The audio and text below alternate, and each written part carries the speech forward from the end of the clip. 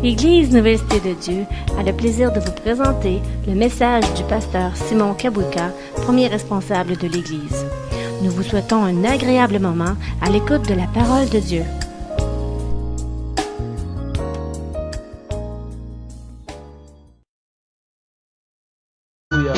Ton règne éternel. Alléluia. À toi la gloire. Est-ce qu'on peut juste saisir nos Bibles ce matin? Après moi, on va répéter. Ça, c'est ma Bible. Je suis ce qui dit que je suis. Ma bouche le confesse. Et dans mon cœur, je le crois. Au nom de Jésus. Amen. Alors, on va prendre nos places ce matin. Je n'ai pas beaucoup de temps, mais je vais juste apporter quelque chose, peut-être pour 15 minutes ce matin. Et puis, on va pouvoir partir avec cela. Je vais juste apporter quelque chose, une exhortation, quelque chose qui va encourager, qui va nous permettre que nous puissions de continuer notre semaine ou bien commencer notre semaine avec l'assurance, avec force. Amen.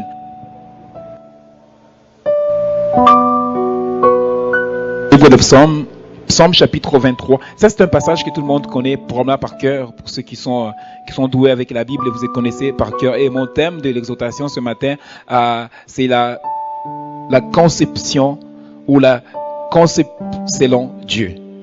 Amen. La conception selon Dieu. Et livre de Psaume chapitre 23, le verset 1 jusqu'à 4. Mais je vais lire étape par étape, afin qu'ensemble nous puissions vraiment suivre et que nous puissions aller étape par étape. Amen. Et je voulais que ce matin aussi que nous puissions savoir que Dieu, il a une autre conception de toi. Je voulais que tu dis après moi, Dieu a une autre conception de moi. Amen. Dieu ne voit pas comme le monde voit. Et Dieu ne voit pas comme ton voisin voit. Dieu a une autre conception de toi. À une autre façon, je peux dire que Dieu a une autre vision, une autre façon de te voir. Dieu ne te voit pas comme la situation te voit, mais Dieu te voit d'une autre façon. Amen. La livre de Psaume, chapitre 23, le verset 1, je vais lire au nom de Jésus. Il dit que l'Éternel est mon berger. Je ne manquerai de rien. Il me fait reposer dans les verts pâturages. Il me dirige près des eaux paisibles. Le verset 3, il dit, il restaure mon âme. Dis après moi, il restaure mon âme. Amen. Et il me conduit dans le sentier de la justice à cause de son nom. Et ce matin, j'aimerais juste que nous puissions ensemble saisir la pensée que Dieu a préparée pour chacun de nous. Quand vous allez comprendre que Dieu a une autre conception de toi, ou Dieu a une autre façon de voir de toi. Et quand on lit le livre des psaumes, beaucoup de gens, nous avons eu toujours la conception de dire que c'est lui qui a écrit les livres des psaumes, c'est David. Mais nous oublions que le livre des psaumes, ce n'est pas David qui a écrit le livre des psaumes, mais le livre des psaumes a été écrit par celui qui était le chef des chanteurs. Parce que la Bible dit que David a voulu construire le temple de l'Éternel, mais Dieu ne voulait pas que ce soit David, mais il voulait que ce soit son fils.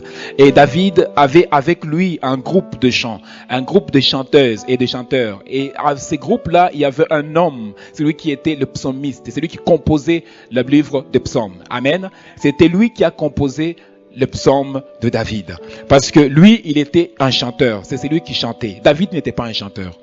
Amen. Mais David, c'était un poète. C'était quelqu'un qui parlait avec Dieu. Mais le psalmiste, c'est celui qui écrivait les chants. Amen. Et quand le psalmiste a écrit les chants, le psalmiste dit que l'Éternel est mon berger. Je ne manquerai de rien. Il voulait nous faire comparer à quelque chose qui est plus important que ce matin nous voulons regarder ensemble. Il voulait nous dire qu'un berger, c'est celui qui prend soin de ses brebis. Un berger, c'est celui qui préoccupe jour et nuit, c'est que les brebis vont manger. Amen. C'est ça un travail d'un berger. Un berger, il s'assure que là où il y a l'eau, il s'assure que là où il y a la nourriture nécessaire pour ce mouton. Et il donne l'efférence que notre Dieu, il est un berger. Alléluia. Notre Dieu, il est un berger. Ce matin, Dieu veut que tu puisses savoir que ta vie n'est pas telle que les gens disent qu'il est. Mais ta vie est qu'est-ce que Dieu dit qu'il est. Amen. Alléluia. Dieu a une autre conception de ta vie qui n'est pas rapport avec ce que les gens donnent comme conception de ta vie.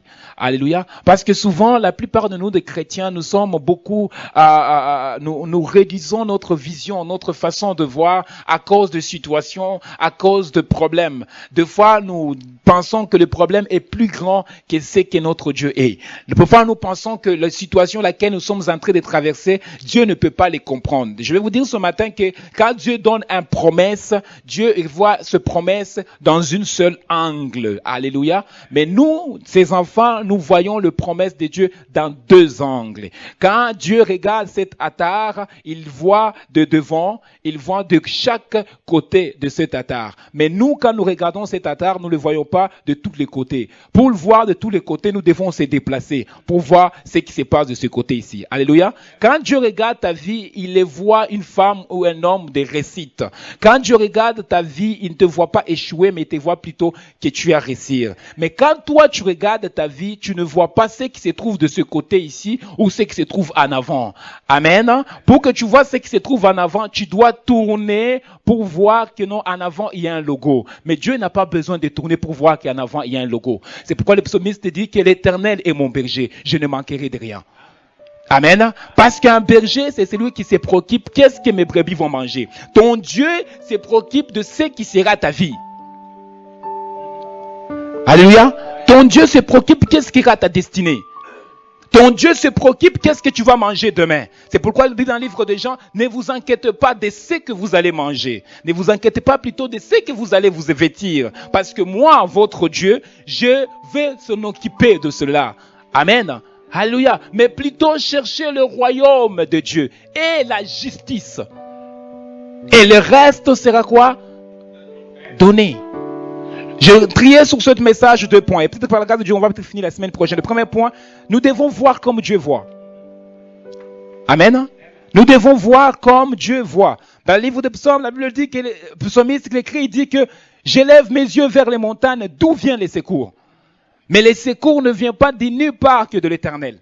Amen. Quand nous avons la conception de Dieu dans notre vie, nous n'aurons pas à se demander qui va m'aider, qui va me secourir. Alléluia. Nous allons avoir la conception, nous avons la conscience que personne ne peut me secourir si ce n'est que l'Éternel. Alléluia. Des fois, quand nous regardons les gens, nous pensons que les gens sont, la situation est plus grande que Dieu. Laisse-moi vous dire quelque chose. Les mêmes choses que David devant Goliath, ou les enfants d'Israël devant Goliath. Les enfants d'Israël voyaient Goliath comme quelque chose le plus long, le plus géant, que personne ne pourra pas le faire tomber. Alléluia. Mais quand David s'est présenté devant Goliath, il n'a pas vu la taille de Goliath, parce que Goliath mesurait seulement 2 mètres. Amen. Il n'a pas vu la taille de Goliath, mais David a vu plutôt un homme incirconcis. Un homme qui n'est pas capable. Un homme qui ne peut pas comparer avec la grandeur de notre Dieu. Alléluia. Combien de fois nous avons eu la conception quand nous arrivons devant une situation? Nous avons l'impression que le problème qui est là ne sortira jamais dans notre vie. Parce que nous avons l'imagination que ce problème est tellement grand que Dieu ne pourra pas le résoudre. Dieu veut que nous puissions avoir son concept, la façon que lui il voit. Quand il t'a donné la promesse, il a vu ta promesse de tous les côtés. Et une chose aussi que je dis quand nous avons des prophéties, c'est que quand tu reçois la promesse de Dieu à travers la prophétie, on dit que demain tu seras grand. Laisse-moi dire quelque chose. Dieu, il obéit et il reste fidèle à ce que lui-même il a dit. Amen. Ça sera difficile que Dieu se répande de ce qu'il a dit. Alléluia. La Bible dit que Dieu reste fidèle. Il reste fidèle à ce qu'il a dit. Quand quelque chose sort de la bouche de Dieu, Ésaïe nous le dit, que ça ne retourne jamais dans la bouche de Dieu sans avoir accompli le pourquoi c'est sorti. Amen. Dieu, quand il envoie une lettre, les lettres de Dieu ne se trompent jamais de l'adresse. Alléluia. Tu peux déménager où tu veux, mais les lettres que Dieu a envoyées vont te rejoindre. Peu importe la distance, peu importe l'endroit où tu es parti, les lettres que Dieu a envoyées, my God, ça va te rejoindre. Amen. Alléluia. Mais Dieu veut que nous puissions avoir sa concept. En 2012, nous étions découragés, nous oublions la grandeur de Dieu dans notre vie. En 2012, à cause de manque de finances, à cause de difficultés laquelle nous se trouvons, nous commençons à dire que nous, ça là, le gouvernement peut résoudre ça, mais la banque peut résoudre ça, les conseils financiers peuvent résoudre ça, mais Dieu ne sera pas capable de résoudre ça. Les enfants d'Israël devant Goliath, ils étaient découragés, ils n'avaient même pas la force. Au point où que Goliath les a promis quelque chose. Il dit que si vous venez, vous avancez ici, et que vous avez la force de me battre, vous n'avez pas la force de me battre, vous devez seulement déposer vos armes, et vous devenez nos esclaves. Amen. Et la Bible dit que les enfants d'Israël sont partis à la montagne consulter Dieu. Mais quand le petit David est arrivé là-bas, le petit David n'avait pas la conception comme les enfants d'Israël. Vous savez, des fois, ça vous est déjà peut-être arrivé que vous vous réveillez le matin parce que vous ne voyez pas bien. Vous voyez un manteau dans le coin, vous avez l'impression que c'est quelqu'un qui tient dans le coin. Il faut que vous regardez en allumant la lumière et là vous allez vous rendre compte que non, ce n'était pas une personne, mais c'était un manteau. Est-ce que ça vous est déjà arrivé? Amen. C'est parce que votre conception, la façon que vous voyez des choses, ce n'est pas la même façon que Dieu les voit. Ça prend un éclairage pour voir que, hey, en fait, ce que je pensais, ce n'est pas vraiment ça. Alléluia. Est-ce que ça vous est déjà arrivé? Ou que tu regardes quelqu'un, tu as l'impression que toi tu pries fort, lui ne prie pas mais il prospère. Alléluia. Mais ça prend juste un petit œil pour voir que non, en fait, lui il ne prospère pas. Il est en train de souffrir à l'intérieur de lui. Dieu veut que nous puissions avoir sa conception. Parce que quand Dieu donne une promesse, la Bible dit qu'il veille sur sa parole pour l'accomplir. Alléluia. Il veille. Si je parle veiller, le mot veiller, ça veut dire que tu ne dormes pas. Tu restes réveillé 24 heures sur 24 heures. Et il dit, Dieu veille sur sa promesse pour que ça puisse s'accomplir. Pendant que tes ennemis couchent, dorment, Dieu lui ne dormait pas. Il reste réveillé.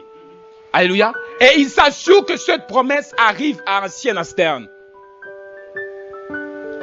Dieu veut que nous puissions avoir la conception comme lui. Le premier point, j'avais dit tout à l'heure que Dieu veut que nous puissions voir comme lui il voit. Amen. Des fois, nous avons des yeux, mais nous ne les voyons pas. Amen. Des fois, nous avons des oreilles et nous n'entendons rien. En regardant quelqu'un, la plupart des gens, nous regardons le problème, que ce soit une maladie. Je dis que non, cette maladie ne partira jamais. En fait, de toute façon, c'est une maladie de génération. Tel avait ça, mon grand-père avait ça, mon oncle avait ça, moi aussi je souffre avec ça. Pasteur, même si tu prêches, tu parles du matin jusqu'au soir, tu ne connais pas la source de mon problème. Ça ne fait pas aujourd'hui. Ce n'est pas juste quand je suis venu aux cités des dieux que les choses changeront. Le problème, c'est juste que tu le vois, ce problème plus grand que ton Dieu. Amen. Le problème, c'est juste qu'il y a une conception de la situation dans laquelle tu es en train de traverser. Vous savez qu'il y a des chrétiens qui ont reçu le doctorat juste dans l'inquiétude, qui ont reçu le doctorat juste à plaire leur situation. Les gens, pendant qu'on le dit louer les seigneurs, mais eux, ils sont en train de louer leur situation. Il dit que toi, tu ne connais pas ces problèmes. Toi, tu n'as jamais vécu ces problèmes. Moi, je m'en fous de savoir si le problème est comment, mais une chose que je sais, mon Dieu est plus grand que ce problème que tu es en train de traverser. Les problèmes que la plupart de nous que nous avons, le point numéro 3, nous ne sommes pas capables de confesser la parole de Dieu face à la problème laquelle nous traversons. La Bible dit que la parole de Dieu est tellement forte, il est tranchant. Alléluia. Quand nous le confessons dans la situation dans laquelle nous traversons, nous avons l'assurance. Nous avons l'assurance de continuer le chemin avec Dieu. La Bible dit que Dieu veille sur sa parole. Vous devez comprendre que le monde que nous sommes avec vous n'a pas été construit par aucune autre méthode que la parole de Dieu. Amen. Quand nous traversons dans les vallées de l'ombre et de la mort, le psalmiste dit que je ne manquerai de rien. Parce que l'Éternel, il me fait reposer. La seule personne qui peut tout faire reposer dans les vallées pâturages. Quand vous regardez dans le livre de Philippiens, chapitre 4, le verset 6, la Bible dit que ne vous inquiétez pas de rien. Mais dans tous vos besoins, faites connaître vos besoins dans la prière. Et le Dieu de paix gardera quoi? Votre cœur dans le Seigneur Jésus. L'une des meilleures choses que nous devons savoir, c'est que quand nous confessons la parole de Dieu dans notre bouche, parce que souvent, n'attends pas quelqu'un confesse la parole à ta place. Alléluia. Alléluia. N'attends pas que quelqu'un d'autre confesse la parole de Dieu à ta place. Tu dois les confesser toi-même de ta bouche. Devant tes enfants, tu dois les confesser. La semaine passée, quelques semaines, j'avais dit que des fois, même quand nous sommes malades, la première personne que nous devons chercher à appeler, c'est qui? C'est Dieu. Amen. C'est Dieu. Quand les choses sont dures, la première personne que nous devons appeler, c'est Dieu. Amen. Alléluia. Nous n'appelons pas Dieu parce que nous n'avons pas la confiance, nous n'avons pas la puissance de proclamer sa parole dans notre vie. C'est pourquoi nous n'appelons pas Dieu en première. Nous prenons le problème comme s'il est plus grand, plus que Dieu. Alléluia. Les enfants d'Israël ont dit à Goliath, il dit que cet homme-là, c'est impossible, personne ne peut faire tuer ce type-là. Il est tellement grand, il nous fait peur, juste au son de sa voix. Il y a quelques années, aux États-Unis, il y avait un Américain qu'on avait arrêté à cause qu'il a fait comme ça. En fait, en réalité, il n'était pas armé. Parce que il n'était pas armé, mais il a utilisé ses doigts en faisant comme ça. Alors, par la conception de gens ou la personne à qui il a fait comme ça, la personne pensait qu'il était armé. Et après avoir, ils sont allés dans la cour, ils sont arrivés dans la cour, et quand l'avocat de cet Américain se présente pour pouvoir défendre son client, il s'est rendu compte que la personne en question n'était pas armée. Mais il a juste mis ses deux mains comme ça. Et la personne à qui il a mis ses deux mains comme ça, il croyait qu'il était armé. Et cette personne, peut-être vous le connaissez, on l'appelle par le nom d'artiste Puff Dad. Et quelques semaines plus tard, le New York News Times ont révélé que, en fait, la conception, la façon que la femme a vu, elle croyait que c'était une arme, mais c'était juste deux doigts. Amen. Alléluia, c'était juste deux doigts. Combien de fois nous manquons la bénédiction de Dieu parce que nous ne le voyons pas bien comme il faut? Amen. Combien de fois nous avons manqué des promesses de Dieu parce que nous ne le voyons pas comme il faut? Notre conception, nous voyons avec peur, nous regardons à moitié, nous ne regardons pas tout au complet. Dieu veut que nous le voyions dans une situation dans laquelle nous sommes présentement comme lui les voit. Dieu n'a pas besoin d'aller à côté pour voir la chose. Il est là, il voit tout. Amen. Et quand nous arrivons dans la dimension de voir comme lui il les voit, bien aimé dans le Seigneur, tu n'auras pas besoin d'envier quelqu'un qui achète une maison, tu n'auras pas besoin d'envier quelqu'un qui achète une voiture. Parce que quand tu commences à envier, c'est comme si tu dis à Dieu que Dieu n'est pas plus fort, Dieu ne peut pas rien faire, Dieu n'est pas rien capable d'ouvrir un chemin là où il n'y a pas de chemin. Nous avons une conception mal de Dieu. Et c'est ça qui tue beaucoup des enfants de Dieu. Vous priez, puis vous arrêtez de prier, et puis après vous te disiez que non, la promesse de Dieu ne se réalise jamais. Je m'excuse. Mais quand tu lis la Bible, tu vas suivre que Jésus, quand il est venu sur cette terre, Jésus est venu sur une ligne de paroles qui était prophétisée 1000 ans après 1000 ans. Même le détail de la naissance de Jésus en Bethléem était prophétisé. Amen. Même le feu qui s'est trouvé refuge en Égypte, c'était prophétisé. Alléluia. C'est pour vous dire que Dieu veille sur sa parole. Est-ce que tu as une promesse de Dieu dans ton cœur? Et je finis avec cela. Est-ce que tu as une promesse de Dieu dans ta vie? Ou que tu es désespéré? Tu te dis que non, la situation dans laquelle pasteur je suis présentement ne me permet pas de proclamer le nom de Dieu. Une des dernières choses que je vais finir avec ça. Nous les chrétiens, nous devons développer un temps de louange. Amen. Nous les chrétiens, nous devons développer un temps de louange. Combien de fois que la louange est le sujet de tes pensées? Combien de fois tu te mets et tu proclames la grandeur de Dieu? Ah, beaucoup de gens nous aimons toujours se lamenter. Ah, ça est là, ou c'est ça, ou il arrive ça, il m'arrive ça. Mais combien de fois nous prenons ce lamentation-là, ça devient une louange. De se lever le matin, dire à Dieu, Seigneur, je regarde ta grandeur, j'admire ta bonté. Combien tu es grand, combien tu es redoutable dans ma vie. Amen. Combien de fois nous le faisons? Combien de fois nous proclamons la louange envers Dieu? Parce que la psalmiste, il dit que Dieu se tient dans la louange et dans l'adoration de son peuple. Combien de fois tu proclames la louange le matin? Quand toute chose va mal autour de toi, quand les finances sont bloquées, quand le crédit ne marche pas, est-ce que tu proclames la louange? Laisse-moi te dire une chose, que les enfants d'Israël n'ont pas vu Dieu agir dans la louange, mais ça les a pris à un moment devant le mur de Jéricho. Dans le mur de Jéricho, les enfants d'Israël ont expérimenté la puissance de la louange. Amen. La louange a fait tomber le mur de Jéricho. Si vous n'êtes pas au courant, ce n'était pas la prière qui a fait tomber le mur. C'était les acclamations, c'était les cris de joie, c'était la célébration que le mur est tombé. Amen. Des fois, ça prend la louange de tes lèvres pour que l'esprit de culpabilité, pour que l'esprit de la condamnation tombe dans ta vie. Tu dois apprendre à louer Dieu. Seigneur, je te loue pour ce que tu es. Seigneur, je te loue pour ta bonté. Seigneur, je te loue parce que je traverse ces situations. De toutes les façons, Dieu permet les situations dans notre vie pour sa gloire. Hello!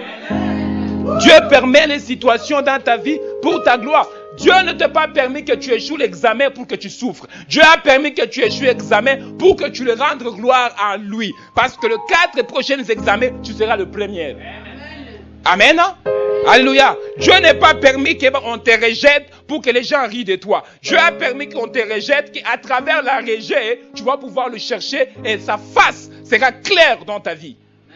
Amen. Toute chose que Dieu le fait, il y a un but derrière ça. C'est pourquoi il nous dit ce matin, nous devons voir, avoir la conception de notre vie comme lui. Il a une conception de notre vie. Est-ce que ce n'est pas un problème? Est-ce que c'est une difficulté? Ou c'est un pensée quelconque qui entoure votre vie, toute la longue de la semaine? Ou c'est un problème dans votre vie qui vous se pose toujours la question, comment je vais avoir? Ou c'est un mariage? Ou c'est quelque chose que vous avez demandé depuis longtemps de Dieu et vous avez l'impression comme si Dieu ne répond pas. Ce matin, Dieu veut que vous dire ce matin que Dieu ne voit pas votre vie comme vous le voyez. Amen. Dieu, il veut que je vous dise ce matin que Dieu, il a une autre conception de ta vie. Dieu a une autre conception de ta destinée. Et une autre conception de ton avenir. Amen. Quand tu regardes les gens, tu as l'impression que tu échoues. Mais laisse-moi te dire que Dieu n'a pas créé, il n'a pas dit que j'ai créé Marie-France pour devenir une femme qui va échouer. Mais la Bible dit que Dieu a créé Marie-France, il a dit même au ciel que je t'ai créé pour que tu domines. Amen. Alléluia. Dieu n'a pas créé, il n'a pas créé Rijan et dit que j'ai créé Rijan pour qu'il reste dans son bulle. Mais Dieu dit que j'ai créé Rijan pour qu'il domine. Amen. C'est ça le but que Dieu t'a créé. Mais ce matin, il veut que tu puisses le voir. Voir ta vie, voir ta destinée. Voir n'importe quel problème que tu fais face. Ce matin, vois ce problème comme Dieu le voit. Amen.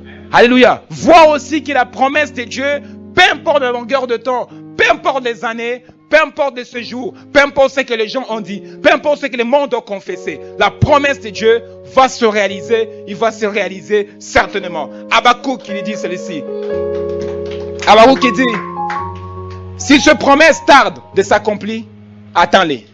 Amen. Si je dis attends, d'un bon thème, quand quelqu'un vient chercher quelqu'un chez toi et qui te dit que non, il ne sera pas longtemps, tu dois l'attendre, qu'est-ce qu'il fait? Il s'assoit et il attend. Amen. Ce que Dieu a dit va s'accomplir. Peu importe la longueur de temps, prends la chaise, assis-toi, continue seulement à confesser sa parole, continue seulement à le louer, parce que la promesse que Dieu a faite, peu importe ce qui arrivera, un jour, un soleil de la justice va s'élever. Amen. Un soleil de la justice va s'élever. Ces jours-là, tout le monde courra venir vers toi. Ces jours-là, les gens viendront témoigner de ce que Dieu est dans ta vie. Bien-aimé dans le Seigneur, j'ai passé de semaines, de jours, de moi-même à pleurer, à poser à Dieu des questions. Pourquoi tu permets ça? Pourquoi tu permets ça? Pourquoi tu permets ça? Mais Dieu a mis dans mon esprit ce matin, il dit que peu importe tout ce que j'ai permis, ce n'est pas pour ton honneur à toi, ce n'est pas pour ta gloire à toi, mais c'est pour ma gloire à moi. Amen. Parce que les gens vont me louer à travers ta situation. Les gens vont me louer à travers tes problèmes. Les gens un jour vont dire que je connaissais Jonathan, il jouait le piano. Mais je ne m'attendais pas que Jonathan un jour va être au niveau international. Amen. Alléluia. Combien des hommes et des femmes que nous avons poigné le main, combien de femmes et des hommes que nous avons parlé et aujourd'hui sont des premiers ministres, aujourd'hui sont dans un niveau international. Ah, pourquoi ils sont rendus là-bas? Il ne faut pas t'inquiéter parce que ton tour viendra. Amen. Ton tour viendra. Et toi aussi tu vas t'asseoir à ce place-là. Et une fois un matin, je me lève, j'ai une vision. Je me voyais de dos en train de prêcher devant milliers de personnes. Je dis au Seigneur, mon Dieu, c'est quand ça arrivera? Et une fois, le Seigneur m'a convoqué ça dans mon esprit. Il dit, ce jour-là, arrivera. Un jour va arriver où tu tiendras devant des milliers de personnes. Alors on va se mettre debout, on va pouvoir finir avec ça ce matin. J'aimerais que tu dises à la personne qui est à côté de toi, Dieu est plus grand que les problèmes lesquels tu traverses ce matin. Dis à la personne qui est à côté de toi que Dieu a une autre conception de ta vie.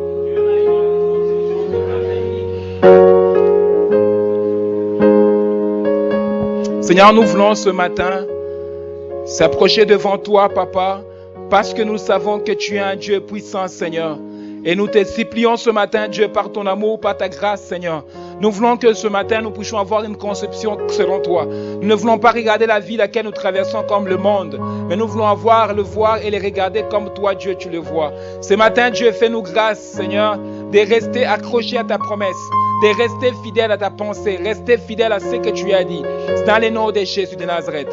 Oh Seigneur, nous te disons merci. Reçois la louange, reçois la gloire dans les noms puissants de Jésus que nous avons ainsi prié. Amen. Amen. Est-ce qu'on peut donner de bons applaudissements à notre Dieu ce matin? Ma vie est transforme-les. Prends mon